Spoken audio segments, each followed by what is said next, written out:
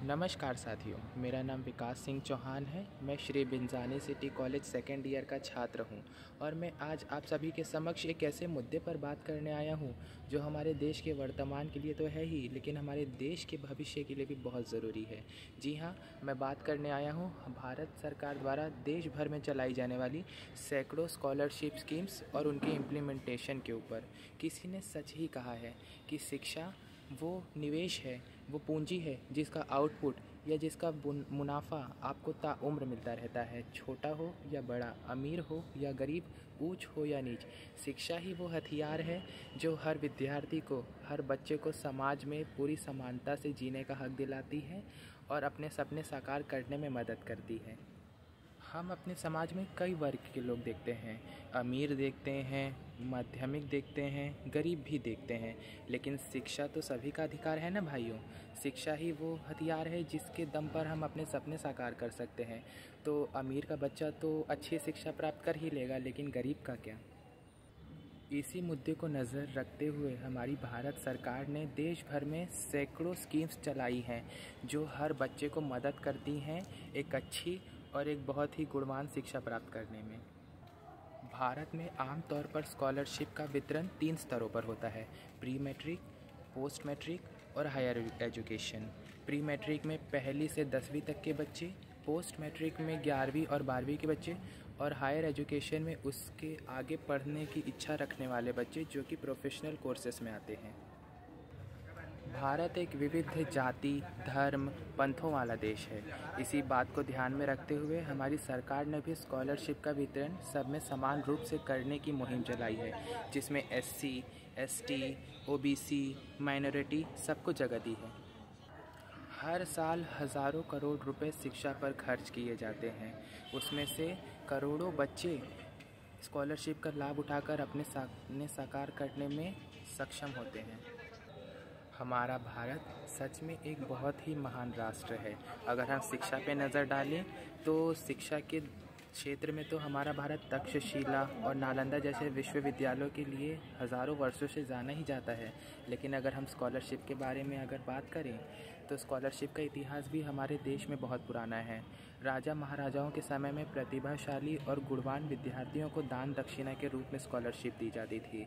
बाद में जब समय बदला, सन आया 1830 और 40 के बीच का, जब अंग्रेज़ी शिक्षा का वितरण देश भर में होने लगा, तो कुछ अंग्रेज़ी अधिकारियों और राजा राम मोहन राय जी ने यह निर्णय लिया कि गरीब बच्चों को जो पढ़ने की इच्छा रखते हैं और जिनमें कुछ कला है, उन्हें स्कॉलरशिप दी जाए।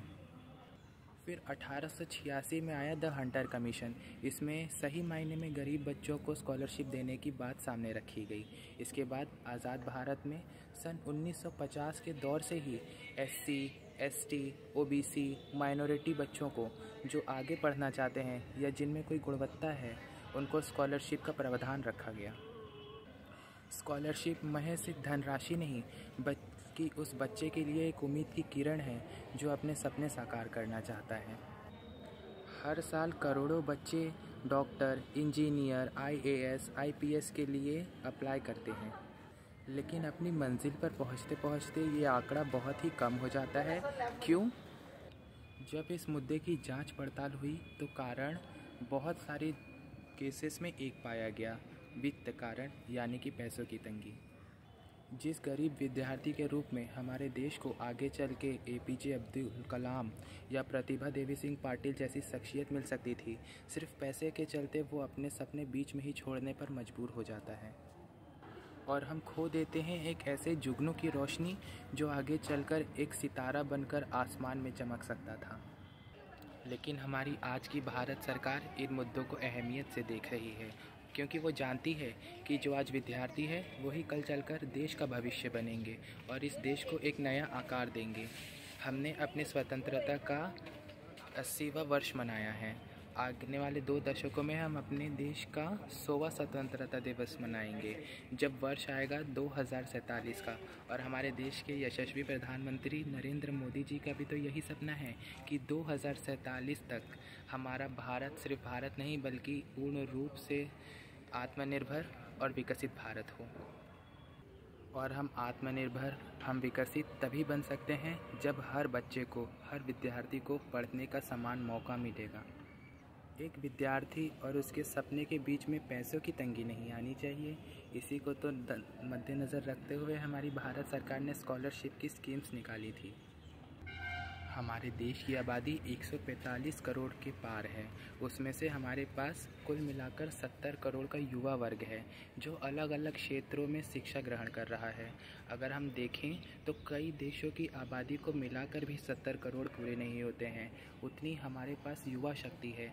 और एक बार सोच के देखिए, एक बार अगर इस युवा शक्ति को समान मौका मिला और वित्त की चिंताएं इनकी दूर हो गई शिक्षा को प्राप्त करने में, तो हमारे भारत की तस्वीर क्या होगी।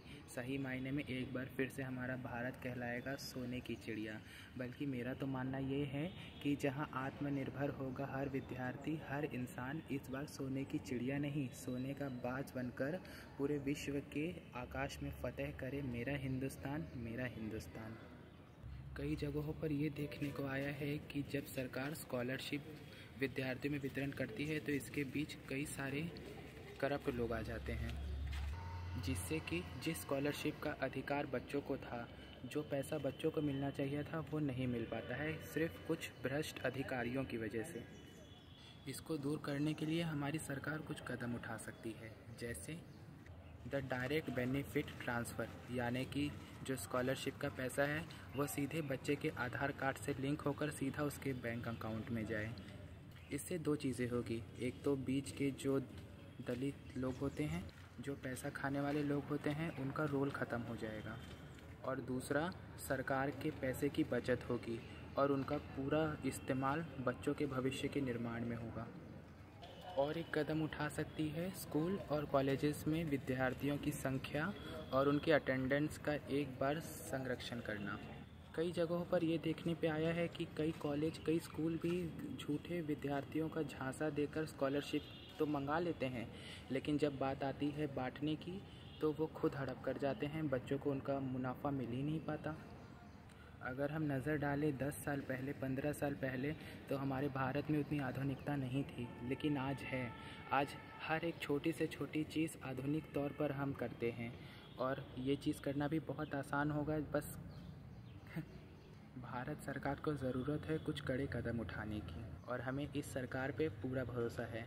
जो सरकार इस देश की अर्थव्यवस्था को 9वें स्थान से लेकर 4थे स्थान पर ले जा सकती है, वो कुछ भी कर सकती है, क्योंकि इस सरकार की तो सोच ही अलग है।